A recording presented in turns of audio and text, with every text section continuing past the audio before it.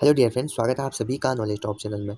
Friends, ये most weighted video है। हमारे सब्सक्राइबर हैं, उनके भी काफ़ी ज़्यादा कमेंट्स आ रहे थे और हम भी सोच रहे थे दोस्तों आपके लिए हम एक सीरीज़ लेकर आए ITBP telecommunication head constable physics के लिए।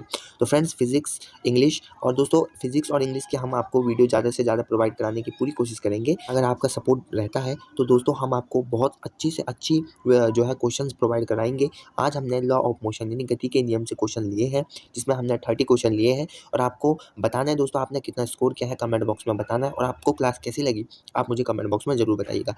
फ्रेंड्स, पूरी मेहनत से, पूरी डेडिकेशन से दोस्तों आप इस क्लास को जरूर लीजिएगा फ्रेंड। इससे अच्छा मौका वो भी सीधे दोस्तों हेड कांस्टेबल बनने का आपको नहीं मिलेगा। ठीक है फ्रेंड, चलिए वीडियो को करते हैं स्टार्ट। पहला क्वेश्चन है दोस्तों, जड़त्व का नियम न्यूटन के गति के कौन से नियम से आता है? तो फ्रेंड्स, जो जड़त्व का नियम है न्यूटन के गति के कौन से नियम से आता है? तो दोस्तों आपको पता है न्यूटन ने 3 नियम दिए थे, पहला नियम, द्वितीय नियम और तृतीय नियम। तो आपको बताना है जड़त्व का नियम कौन से नियम से आता है। तो फ्रेंड्स, जड़त्व का नियम जो है आपके प्रथम नियम से आता है। ठीक है फ्रेंड्स, आप इसे याद रखिएगा। और दोस्तों ये Indian air force, Indian coast guard, Indian navy और इंडियन आर्मी का जो टेक्निकल का एग्ज़ाम होता है 12th बेस का, उसमें और फ्रेंड्स यहाँ तक कि बीएसएफ आरओआरएम में भी ये क्वेश्चन पूछा गया है। ठीक है दोस्तों, रेडियो ऑपरेटर जो टेक्निकल का एग्जाम होता है। तो फ्रेंड्स आपको याद रखना है, ये क्वेश्चन मोस्ट इंपॉर्टेंट है। अगला क्वेश्चन है दोस्तों, वस्तु की अंतिम एवं प्रारंभिक स्थिति के बीच की न्यूनतम दूरी को। ये देखिए दोस्तों, जैसे ये है या वस्तु की अंतिम एवं प्रारंभिक स्थिति, ये अंतिम और ये प्रारंभिक स्थिति के बीच की इस न्यूनतम दूरी को क्या कहते हैं दोस्तों? विस्थापन कहते हैं। याद रखिएगा दोस्तों, विस्थापन कहते हैं। विस्थापन हमेशा दूरी से कम होता है। इंडियन एयरफोर्स का फेवरेट सवाल जो टेक्निकल एग्जाम होता है एक्स ग्रुप में, फेवरेट सवाल दोस्तों एग्जामिनर का, एक तरफ दूरी दे देगा, एक तरफ विस्थापन दे देगा, बोलेगा कौन बड़ा है या छोटा है या बराबर है, क्या है। तो फ्रेंड्स हमेशा याद रखना, दूरी हमेशा विस्थापन से बड़ी होती है। ठीक है दोस्तों, विस्थापन न्यूनतम दूरी होती है। और आप ये भी याद रखना दोस्तों कि दूरी हमेशा पॉजिटिव होती है। अब आगे दोस्तों आगे बढ़ते हैं। अगला क्वेश्चन है, विस्थापन एक सदिश राशि है, इसमें होता है। सबसे पहले दोस्तों याद रखिए, विस्थापन जो है यानी डिस्प्लेसमेंट आपका क्या है फ्रेंड्स? एक सदिश राशि है यानी वेक्टर क्वांटिटी है। पहली चीज़ सदिश राशि है। दूसरी चीज़ दोस्तों, अगर सदिश राशि है तो क्यों है? क्यों है फ्रेंड्स? क्योंकि इसमें क्या होता है, परिमाण एवं दिशा दोनों होती है। सदिश राशि में परिमाण एवं दिशा दोनों की आवश्यकता होती है। तो आंसर क्या हो जाएगा friends? C is the right answer. इसे भी आप याद रखिएगा। अगला क्वेश्चन है फ्रेंड्स, कोई वस्तु इकाई समय में जितनी दूरी तय करती है उसे कहते हैं। यानी फ्रेंड्स आप जानते हैं चाल बराबर होता है दूरी बट्टा समय। ठीक है फ्रेंड्स, दूरी बट्टा समय। तो इकाई समय में यानी समय 1 सेकंड है, उस दूरी को क्या कहते हैं फ्रेंड्स? चाल। तो आप ऐसे याद रखिए, यानी कोई वस्तु इकाई समय में जितनी दूरी तय करती है उसे कहते हैं ऑप्शन बी यानी चाल। तो आप इसे भी याद रखिएगा। अगला है दोस्तों मोस्ट इंपॉर्टेंट क्वेश्चन, इसे आप स्टार मार्क कर लीजिए दोस्तों, ये बहुत ज़्यादा पूछा जाने वाला क्वेश्चन है। चाल का एसआई मात्रक क्या होता है? तो चाल का एसआई मात्रक क्या होता है friends? Metre per second. Answer D is the right answer. क्या होता है फ्रेंड्स?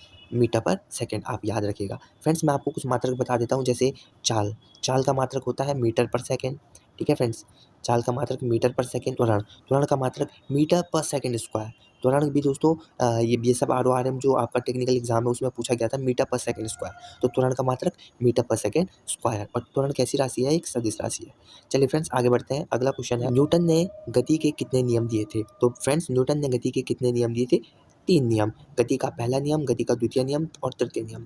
अगला है दोस्तों, बल की परिभाषा न्यूटन के गति के कौन से नियम से मिलती है? तो फ्रेंड्स जो बल की परिभाषा आपको मिलती है वो न्यूटन के प्रथम नियम से मिलती है। तो दोस्तों याद रखना, न्यूटन के प्रथम नियम से बल की परिभाषा मिलती है। अगला क्वेश्चन दोस्तों, संवेग में परिवर्तन की दर को कहा जाता है, यानी संवेग में परिवर्तन की दर को क्या कहा जाता है? ठीक है फ्रेंड्स, ये देखिए ये वाला क्वेश्चन, न्यूटन की गति का द्वितीय नियम का F equal to D P upon D T. अब इसमें संवेग p है। ठीक है फ्रेंड्स, और परिवर्तन की दर यानी समय कितना है, t है। तो दोस्तों उसे क्या कहा जाता है? बल कहा जाता है। तो आप इसे याद रखिएगा, संवेग में परिवर्तन की दर को क्या कहा जाता है? बल कहा जाता है। Option C is the right answer. अगला क्वेश्चन दोस्तों, तो अपनी अवस्था में परिवर्तन का विरोध करती है, ये कहलाता है। कोई वस्तु अपनी गति की अवस्था में परिवर्तन का विरोध करती है, अपनी स्थिर अवस्था में परिवर्तन का विरोध करती है, अपनी एक समान गति की अवस्था में परिवर्तन का विरोध करती है, तो उसे क्या कहते हैं फ्रेंड्स? जड़त्व कहते हैं। ठीक है दोस्तों, आप इसे याद रखिएगा ये वाला क्वेश्चन। बल का सूत्र है, अगला है दोस्तों बल का सूत्र है। तो बल का सूत्र क्या है? मतलब formula F equal to ma।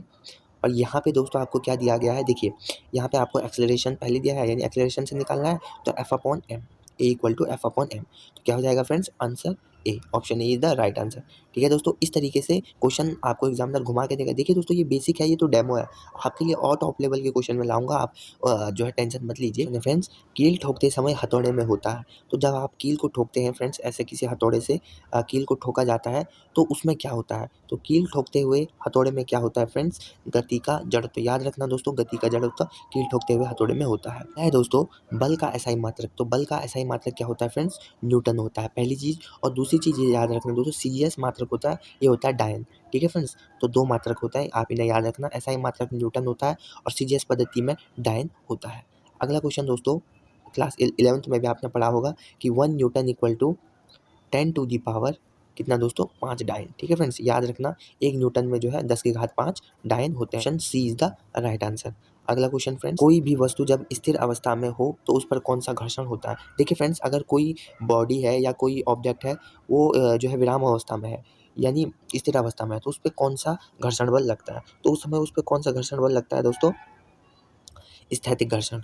ठीक है friends, option D is the right answer, तो स्थैतिक घर्षण लगता है। ये क्वेश्चन भी याद रखना फ्रेंड्स। बल का मान हमें न्यूटन के किस नियम से प्राप्त होता है, तो बल का मान हमें न्यूटन के मान, दोस्तों मान की बात कर रहा है, तो न्यूटन के गति के द्वितीय नियम से प्राप्त होता है। ठीक है friends, option B is the right answer, द्वितीय नियम से प्राप्त होता है। पहले नियम से परिभाषा प्राप्त होती है और दूसरे नियम से मान प्राप्त होता है। इंडियन एयरफोर्स में भी आया हुआ क्वेश्चन है।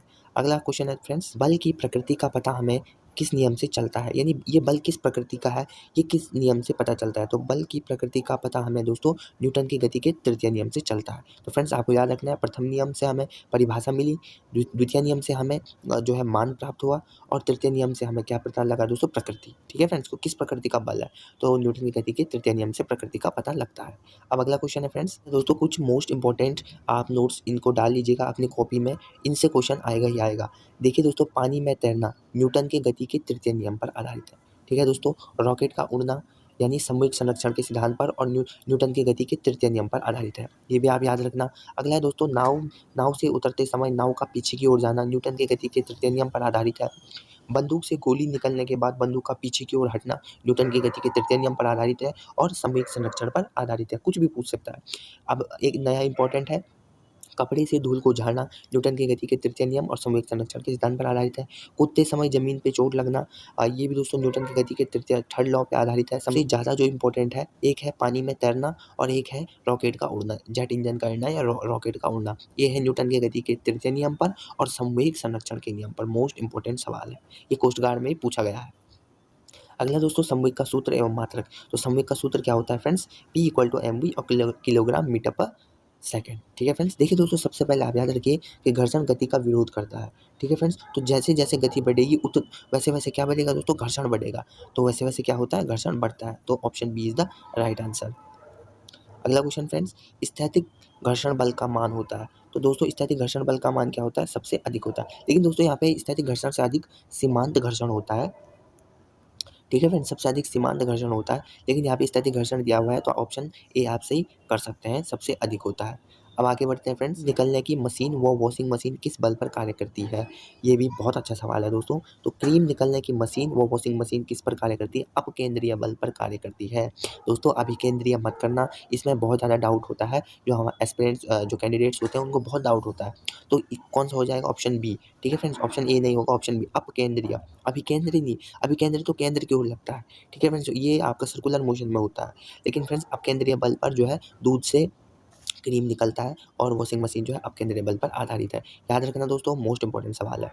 अगला क्वेश्चन, गुरुत्व त्वरण जी का मान सामान्यतः होता है, तो कितना होता है friends, 9.8 metre per second square. ठीक है दोस्तों, इसका मात्रक भी आप याद रखना, ये मोस्ट इंपॉर्टेंट है। तो कौन सा ऑप्शन हो जाएगा, option A is the right answer. अगला क्वेश्चन है फ्रेंड्स, सार्वत्रिक गुरुत्वाकर्षण जी का मान क्या होता है, तो इसका मान याद रखना फ्रेंड्स आप, वो होता है 6.67 into 10 to the power minus 11 newton metre square और अपॉन किलोग्राम किग्रा स्क्वायर। ठीक है फ्रेंड्स, इसको आप याद रखना, इसका मात्रक भी याद रखना, ये भी बहुत इंपॉर्टेंट है, और इसका मान भी याद रखना। ठीक है दोस्तों, इन दोनों को आप याद रखना। तो कौन सा ऑप्शन हो जाएगा, option C is the right answer. ठीक है दोस्तों, अब आगे बढ़ते हैं, जड़त्व का गुण किन वस्तुओं में पाया जाता है। तो जड़त्व का गुण दोस्तों यहाँ पे किन वस्तुओं में पाया जाता है? भारी हो, हल्की हो, गतिशील हो, तो किन वस्तुओं में पाया जाता है? सभी प्रकार की वस्तुओं में जड़त्व का गुण पाया जाता है, किसी भी वस्तु में, यानी सभी प्रकार की वस्तुओं में पाया जाता है। Option D is the right answer. अगला है दोस्तों, निम्न में से कौन सा कथन गलत है? आपको बताना है इनमें कौन सा कथन गलत है। बल का SI मात्रक न्यूटन होता है, बिल्कुल सही है। बल एक सदिश राशि है, ये भी बिल्कुल सही है। गति के द्वितीय नियम में बल की परिभाषा मिलती है, इसमें थोड़ा सा डाउट है। और गति के द्वितीय नियम में बल का मान होता है, ये बिल्कुल सही है। गति के द्वितीय नियम से हमें बल का मान प्राप्त होता है। गति के द्वितीय नियम से हमें बल की परिभाषा नहीं बल्कि बल का मान प्राप्त होता है। तो ये दोस्तों गति के प्रथम नियम से हमें परिभाषा प्राप्त होती है। तो option C is the right answer. ठीक है दोस्तों, तो ऑप्शन सी यहाँ पे गलत है। ठीक है फ्रेंड्स, आगे बढ़ते हैं। किसी वस्तु का वेग अगर आधा कर दे तो समवेग हो जाएगा। अब ऐसे क्वेश्चनों को करने के लिए सबसे पहले आपको फॉर्मूला पता होना चाहिए। P = mv समवेग का फॉर्मूला होता है। अब सीधी सी बात है दोस्तों, इसने क्या कर दिया है कि वेग यानी वेलोसिटी आप जानते हैं P is directly proportional to v हो गया। तो यानी दोस्तों अगर हम v को आधा कर दें, तो v को अगर हम आधा कर दें यहाँ पे, तो देखिए इस तरीके से v को हमने आधा कर दिया, तो समवेग का मान कितना हो जाएगा? आधा हो जाएगा। तो क्या हो जाएगा दोस्तों? Option D is the right answer. ठीक है फ्रेंड्स, इस तरीके से याद रखिए, अच्छे क्वेश्चन है और आपको बहुत हेल्प करेंगे एग्जाम में। तो क्या हो जाएगा दोस्तों? आधा हो जाएगा। ऐसा करता हूँ फ्रेंड्स, आपको वीडियो इन्फॉर्मेटिव लगी होगी तो प्लीज़ वीडियो को लाइक और चैनल को सब्सक्राइब जरूर करना, और मुझे कमेंट बॉक्स में जरूर बताना कि आपको वीडियो कैसी लगी। फ्रेंड्स, आपके सपोर्ट की बहुत ज़रूरत है। अगर आप फुल सपोर्ट करोगे तो हम 100% आपको और बेस्ट वीडियो लाएंगे। ठीक है दोस्तों, और कमेंट बॉक्स में अपना स्कोर भी बताना कि आपने कितने स्कोर किए हैं और क्वेश्चन का लेवल आपको कैसा लगा। तब तक मिलते हैं इस वीडियो में। जय हिंद, जय भारत।